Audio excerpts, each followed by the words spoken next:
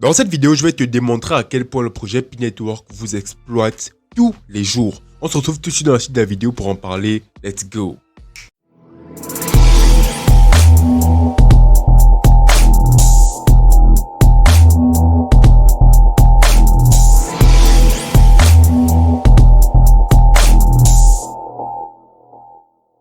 Bonjour à tous et bienvenue sur Crypto Afrique Future. Cette chaîne, on parle de crypto-monnaie en Afrique et on explique à toute la communauté comment les crypto-monnaies fonctionnent de façon simple et pratique. Donc si la thématique t'intéresse, n'hésite pas à t'abonner à la chaîne et surtout, active la cloche de notification pour être informé de toutes les prochaines vidéos qui paraîtront sur cette chaîne.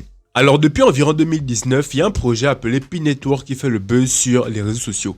Il faut que tu rentres dans une application, que tu fasses du minage, que tu parraines des gens pour avoir encore plus de Pi parce que tu gagnes des Pi sur les personnes que tu as parrainées, ainsi de suite. Mais en fait les gars, surtout toi si tu es un mineur de Pi, dans cette vidéo je vais t'expliquer pourquoi est-ce que tu fais une grosse erreur en faisant du minage de Pi. Je ne veux pas juste dénigrer le projet, le but ici ce n'est pas d'expliquer ce que c'est que le projet ou autre. Le but ici c'est de te démontrer que le projet Pi vous exploite au jour le jour et que c'est très dangereux pour toute personne qui est dans l'écosystème crypto d'avoir fait un KYC sur le projet Pi. Donc on se retrouve dans le premier point de la vidéo. Est-ce que Pi fait réellement du minage?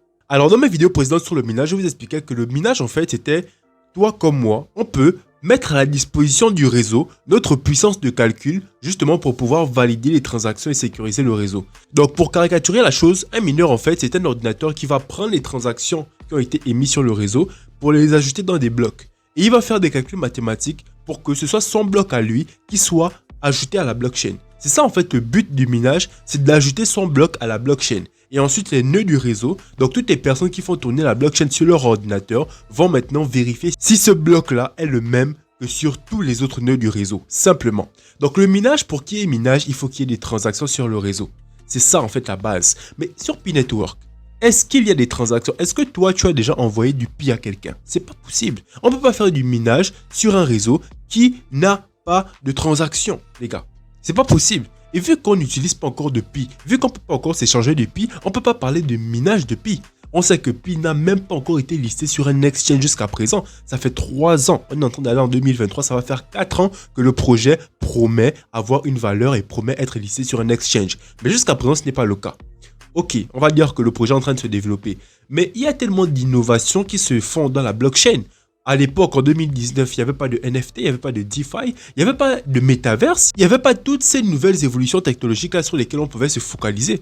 Aujourd'hui, la valeur que Pi, entre guillemets, amène sur le marché, c'est de dire qu'on peut miner avec notre téléphone. Mais de 1, on ne fait pas vraiment du minage parce qu'il n'y a aucune transaction sur le réseau, donc il n'y a pas de bloc à ajouter sur une blockchain. Et de 2, on n'a pas sur ce projet-là les innovations technologiques qui pourraient canaliser l'attention du public, comme par exemple les NFT, les métaverses ou la DeFi. Donc du coup, c'est un gros désavantage à ce projet-là parce qu'en réalité, ce n'est pas du minage que vous faites. Dans le prochain point, vous allez comprendre pourquoi est-ce que vous faites ce que vous faites. Lorsque vous êtes dans l'application Pi, ce qu'on va vous dire, c'est que pour gagner des Pi, il faut que vous cliquez sur un bouton tous les jours pour gagner des Pi qui vont sortir de nulle part parce que justement, il n'y a pas de minage qui a été effectué à ce moment-là. Et donc, du coup, en faisant ça, vous allez accumuler un certain nombre de Pi et un jour, peut-être, le jour où le Pi aura une certaine valeur, vous allez avoir des gains. Par exemple, on va vous dire que un Pi pourra valoir 3000 $. Donc, imagine un peu que si tu as 100 Pi et que un Pi vaut 3000 $, tu auras 3 millions de $. Bref, c'est ce qu'on vous rabâche tous les jours. Mais les gars, excusez-moi, mais je vais vous dire la vérité en fait. Je vais vous dire la vérité. Pi a pu créer une base d'utilisateurs. Ça fait 4 ans qu'ils sont là. Ils ont pu créer une base d'utilisateurs et vous êtes plus de 30 millions de personnes à avoir télécharger l'application Pi et à faire du minage de Pi. Donc à la base, le meilleur moyen déjà pour attirer du monde, c'était de faire en sorte que l'application soit gratuite. De 2, pour faire grandir la communauté, il fallait donner un intérêt à ce que les gens puissent emmener d'autres personnes à faire la même chose que pour faire grossir le réseau. Et c'est pour ça qu'il y a le parrainage. C'est pour ça que vous devez parrainer des personnes. Vous n'êtes pas obligé de parrainer, mais si vous parrainez, vous allez gagner plus. Et vu que tout le monde veut toujours gagner plus, vous allez parrainer. En fait, c'est un peu comme si on vous contraint indirectement. On vous donne l'impression que vous faites le choix de parrainer alors qu'en réalité, vous avez besoin de parrainer parce que vous voulez gagner plus. Donc, à votre avis, c'est quoi l'intérêt de faire grossir une communauté autour d'un projet qui propose un service qui est gratuit, qui ne demande pas de frais, qui ne demande rien? Tu as juste besoin de cliquer sur un bouton. Et après un jour, bim, on vous demande de faire un KYC. Pourquoi? On vous donne l'excuse selon laquelle vous faites le KYC parce qu'il y a des personnes qui ont créé plusieurs comptes, etc., etc. Mais vous commencez à avoir des publicités dans votre application Pi au fur et à mesure que le temps passe. Les gars, Pi s'est servi de vous pour créer une base d'utilisateurs marketing pour pouvoir vendre vos informations personnelles à des entreprises, à des annonceurs qui pourront faire des publicités qui seront postées dans l'application afin que vous puissiez regarder ces publicités-là, potentiellement acheter des produits et eux, le projet, les fondateurs, Pi, se font de l'argent sur votre dos. Là, j'ai dit la vérité. Les gars, personne ne vous dit la vérité. Hein. Jusqu'à présent, je n'ai pas encore vu quelqu'un qui vous dit la vérité. Mais c'est ça la vérité. Tu vas me dire peut-être que non, mais moi, je regarde, je vois seulement une seule publicité en passant. Mais c'est clair, c'est net. On te parle de publicité ciblée. Est-ce que tu sais combien d'informations ils ont sur vous? Non seulement ils ont ton adresse IP. Non seulement, vu que Pi est dans ton téléphone et qu'ils ont ton adresse IP, leurs développeurs peuvent suivre et peuvent tracer tout ce que tu fais sur Internet. Non seulement ça, ils ont ton nom, ton prénom, ton pays parce que tu as fait un KYC dessus. Tu vas me dire que oui, le KYC, on peut barrer nos informations dessus, etc.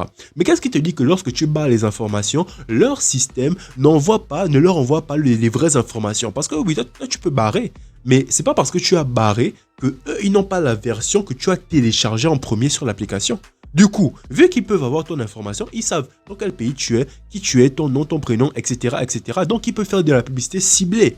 Si ils ont une entreprise qui veut vendre des produits en France, ben, il n'y a pas d'intérêt à ce qu'ils t'envoient la publicité à toi. Voilà pourquoi tu vas me dire que oui, puis je ne reçois pas beaucoup de publicité. Mais gars, la publicité, elle est ciblée parce qu'ils ont tellement d'informations sur vous qu'ils savent exactement qui est qui et à qui envoyer telle publicité. Et là, maintenant, ce qui vous fait rester là, c'est justement la continuité d'espérance, la croyance qu'ils vous ont mis. En fait, là, vous êtes un peu comme des ânes devant qui on a mis une carotte. Et donc, du coup, en même temps que vous essayez de manger la carotte elle fait qu'avancer devant vous et vous rendez pas compte, les gars. Sur Internet, comprenez que les informations personnelles sont très importantes et sensibles. Si vous remarquez bien, les organismes qui vous demandent de faire du KYC sont des organismes qui sont régulés la plupart du temps et qui sont audités.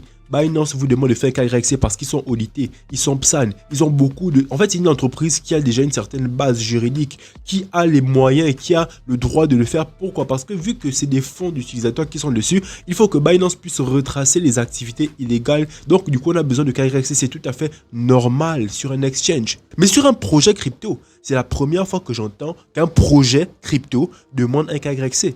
Parce qu'un projet crypto, à la base, c'est juste un projet. Il n'y a pas besoin de KYC. Parce que la base même des crypto-monnaies, c'est de pouvoir faire des transactions en peer-to-peer sans forcément qu'on ne sache qui nous sommes. Et même si on sait qui nous sommes, sur la blockchain, tout est pseudonyme. Mais à partir du moment où tu fais un KYC, tu deviens directement, c'est ton nom qui arrive. Tu n'es plus pseudonyme. Non, il n'y a plus d'adresse ou autre. On sait que c'est toi, un point, un trait. Et c'est un gros problème parce que la crypto-monnaie est en train de se dénaturaliser au fur et à mesure à cause des projets comme Pi. Et ça, c'est un gros problème. Ensuite, ce projet prétend qu'il sera comme Bitcoin alors qu'il n'a même pas la moitié, même le 1/4 des valeurs de Bitcoin. On a un projet qui a un total supply extravagant, énorme. Tout le monde attend simplement que le projet Pi soit listé sur un exchange pour vendre.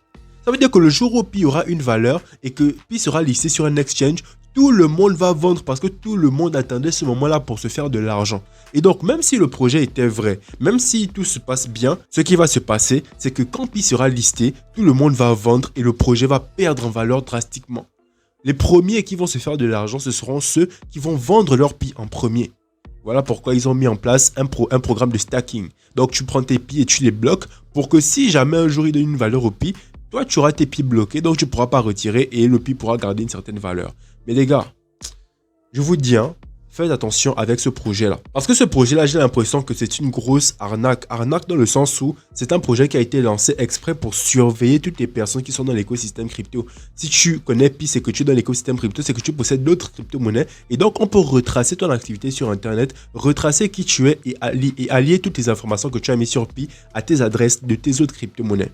Je pense que c'est un gros piège qu'ils sont en train de lancer et un gros coup publicitaire en étant une plateforme qui permet de justement faire de la publicité pour des entreprises. Bref, on vous montre des publicités, c'est pas pour rien. Donc, faites très attention à ce projet-là, les gars. J'espère que je ne vous ai pas choqué, j'espère que je ne vous ai pas dérangé, j'espère que mon message est bien passé. On se retrouve dans les prochaines vidéos. C'était Arlette de Crypto Afrique Future. Peace!